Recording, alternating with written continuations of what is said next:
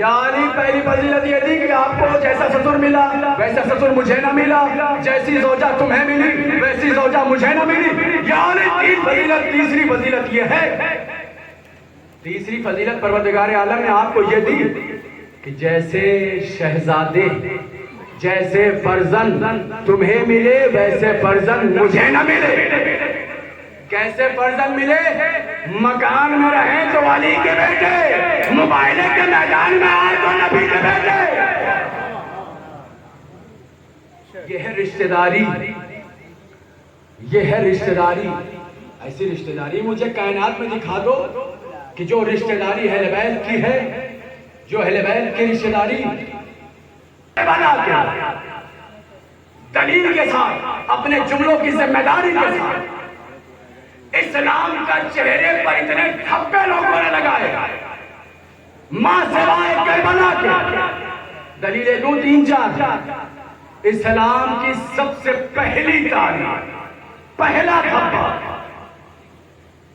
جناب آدم کو زمین پر بھیجا، تاریخ پڑھ رہا ہوں، جناب آدم کو زمین پر بھیجا، جناب حوا کو زمین پر بھیجا، اور بھیجنے کے بعد دو فرزند عنایت کیے، ایک کا نام قابیل ہے، ایک کا نام حابیل ہے۔ ہوا کیا؟ لالچ۔ ایک بھائی نے دوسرے بھائی کو قتل کر دیا۔ ہوا کیا؟ اسلام کا پہلا دھبا لگا۔ دو بھائی، ایک باپ کے دو بھائی، ایک بھائی نے دوسرے بھائی کو قتل کر دیا، دونوں کے حصوں میں وراثت آئی۔ اور جیسا ہی ایک بھائی نے دوسرے بھائی کو قتل کیا، میں نے اپنے سے وعدہ کیا آج سے دنیا میں کسی کو بھائی نہیں کہوں گا۔ نہیں، ابھی آپ نہیں پہنچے۔ میں نے اپنے سے عہد کیا آج سے کسی کو بڑا بھائی نہیں کہوں گا۔ اب آپ نہ سمجھے، میں آج سے کسی کو بھائی نہیں کہوں گا۔ دونوں کی وراثتیں بٹی، ایک کے وراثتوں میں درود و صلوات آیا، ایک کے وراثت میں لعنتیں آئے۔ نہیں عزیزان گرامی، تاریخ اسلام کا پہلا دھبا۔ دوسرا دھبا جناب نوح، جب کشتی بنا رہے تھے اور بنانے کے بعد جب طوفان آیا، طوفان آنے کے بعد جناب نوح آواز دے رہے ہیں آ جاؤ، نجات کی کشتی ہے، نجات کی کشتی ہے، سوار ہو جاؤ، نجات پا جاؤ گے، نجات پا جاؤ گے، اس طوفان سے گزر جاؤ گے، اس طوفان سے گزر جاؤ گے۔ سب آئے، نہ آنے کو ہوا تو خود بیوی نہ آئی۔ توجہ، خود بیوی نہ آئی، اور بیوی تو بھی نہیں آئی، بیوی تو گئی، فرزند کو بھی لے کے گئی، اور لے جانے کے بعد کہا میں تمہاری کشتی پہ سوار نہیں ہوں گی، میں جا کے پہاڑی پر بنا لوں گی۔ یعنی شوہر کی بات کو رد کیا اور پہاڑی پر جا کر بنا لیا۔ خدا کی قسم، تاریخ کے جملے ہیں، جس پہاڑی پر گئی اس پہاڑی کو بھی ڈبا لے گئے۔ یہ تاریخ ہے میرے عزیزوں۔ اسلام میں ایسے ایسے دھبے ہیں، لوگوں نے اسلام کو اتنا برا کیا۔ ماں سوائے کربلا کے، مختصر اگر کروں تاریخ کو تو ماں سوا کربلا کے، کربلا میں ہمیں رشتوں میں بتایا کہ فضیلتیں کیا ہیں، رشتوں کی فضیلتوں نے ہمیں بتایا کہ رشتوں کی اہمیت کیا ہے۔ جناب زینب مدینے سے نکل کر حسین کا ساتھ دے کر بتایا کہ دیکھو بہن کا کردار بھائی کے ساتھ کیسا ہونا چاہیے۔ جناب سکینہ کربلا کے میدان میں نکل کر بتایا کہ دیکھو بیٹی کا رشتہ باپ کے ساتھ کیسے ہونا چاہیے۔ اب جملہ ایک کہوں گا، بھائی کا، بھائی کی اہمیت کربلا میں عباس نے بتایا۔ اے عباس تلوار کو رکھ دو، تو تلوار کو رکھ دیا۔ نہیں عزیزان گرامی، میں بہت آسان جملوں میں کہہ دوں اور آپ کی مبارک سماعتوں کے حوالے کر دوں کہ کربلا نے رشتے بتائے، ارے رشتوں کی اہمیتوں کو بتایا، اتنی اہمیت بتائے کہ عباس کی ماں نہیں، مدینے میں ہے زہرا فرات پر۔ صلوات محمد والے۔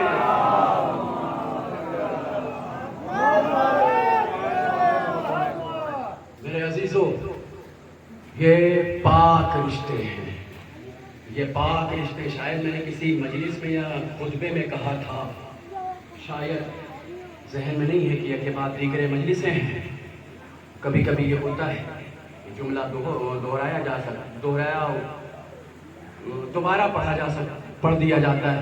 میں نے شاید کسی مجلس میں کہا کہ کسی نے آ کے کہا، آغا غالباً امام خمینی سے پوچھا، یہ بتائیے کہ امام حسین 1400 سال سے اب تک ہیں، رشتوں کی بات ہو رہی ہے، 14 سال سے حسین حسین حسین حسین کر رہے ہیں، حسین حسین کر رہے ہیں، کیا حسین اب بھی باقی ہے؟ کیا حسین اب بھی باقی ہے؟ آقا نے کہا، مرجع وقت نے کہا کہ جاؤ، گھر جاؤ، اگر تمہیں ماں لگے، بہن لگے تو حسین باقی ہے۔ اگر کربلا نہ ہوتی تو آج انسان بھول جاتا کہ ہماری رشتوں کی اہمیت کیا ہے، رشتوں کی گاٹھ کیا ہے۔ یہ تو ہمیں کربلا میں حسین نے بتایا کہ رشتوں کی اہمیت کیا ہوتی ہے۔ اور یہ پاگل نہیں ہے شیعہ، اس سے پہلی والی مجلس میں نے کہا کہ میں پاگل نہیں ہوں، شیعہ پاگل نہیں ہے کہ مسجدوں میں اڑائے بھی جائیں، پلاش میں مارے بھی جائیں، گولیوں سے بھونے بھی جائیں، اور پھر بھی یا حسین کرتے ہیں۔ ایک شیعہ گروپ یہ چاہتے ہیں کہ فلاں چوراہے سے ہمارا جلوس جاتا ہے اور وہاں سے جلوس نکلے گا، اپوزٹ پارٹی یہ کہہ رہی کہ نہیں، میں اس گلی میں، اس روڈ پر، اس جگہ سے جلوس نہیں نکلنے دوں گا۔ بہت توجہ عزیزان گرامی، اس جگہ سے جلوس نہیں نکلنے دوں گا۔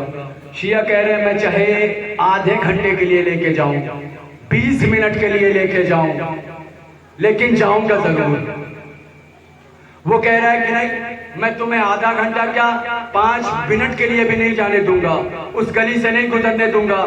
ایک مرتبہ وہاں کا D I G, D S P وغیرہ جو بھی عہدیداران تھے، وہ دیکھتا رہا ماجرا، سوال جواب سنتا رہا، ریٹن کمنگ سنتا رہا، اور سننے کے بعد کہتا ہے، ان سے پوچھتا ہے، اور پوچھنے کے بعد کہتا ہے یہ بتاؤ کہ تم انہیں کیوں نہیں جانے دے رہے ہو، اس گلی میں، اس جگہ پر کیوں نہیں جانے دے رہے ہو؟ وہ تو کہہ رہے کہ میں آدھا گھنٹہ نہیں، 20 منٹ نہیں، صرف 5 منٹ کے لیے گزروں گا، لیکن جاؤں گا۔ تو ایک مرتبہ ملا مولوی کہتا ہے کہ میں انہیں جانے نہیں دوں گا، تو ڈی آئی جی کہتا ہے انہیں کیوں نہیں جانے دو گے؟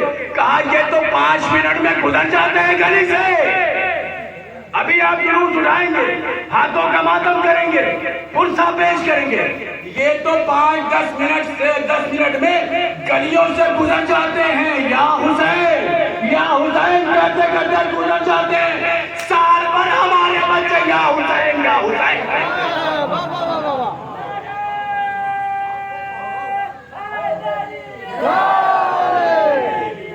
زندہ باد، زندہ باد، مرد آباد، مرد آباد۔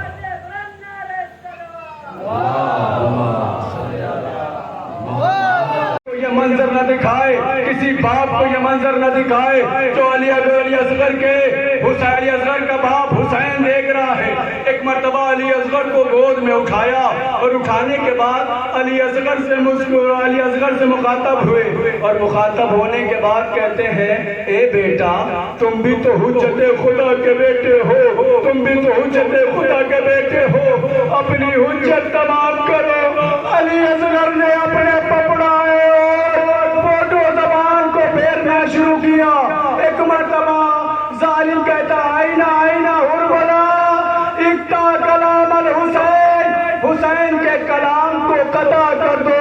میرے عزیزو، ایک لمحے کے لیے میں آپ کو پہنچانا چاہتا ہوں اور تصور دلانا چاہتا ہوں، 3 بھال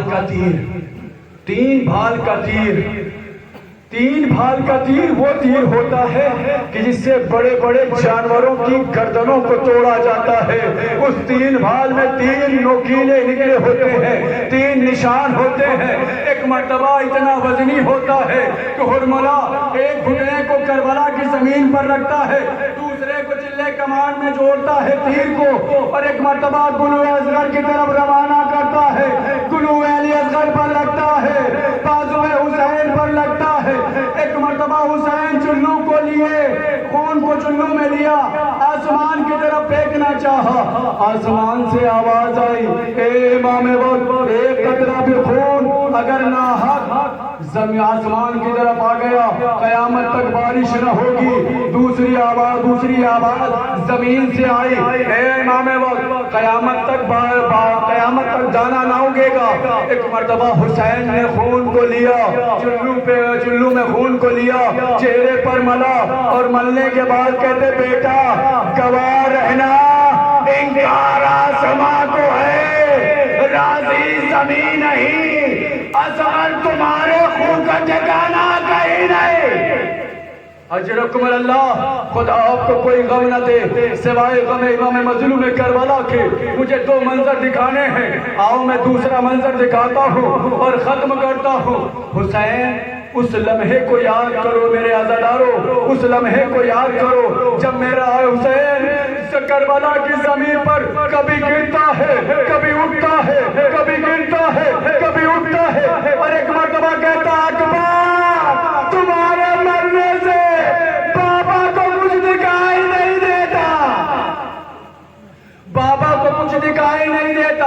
ایک مرتبہ علی اکبر کے لاش جنازے کے قریب پہنچنے کے بعد علی اکبر نے ایک ہاتھ اٹھایا, اور اٹھانے کے بعد بابا کے چہرے سے گرد کو صاف کیا, اور رخساروں کے زلفوں کو ہٹایا, اور ہٹانے کے بعد کہا بابا, اے بابا, لگتا ہے تم کئی جگہ گرا ہے اور کئی جگہ اٹھا ہے, اے میرے بابا, اے میرے بابا, اے بیٹا اکبر, یہ بتا تیرا دوسرا ہاتھ تیرے سینے پر کیوں ہے؟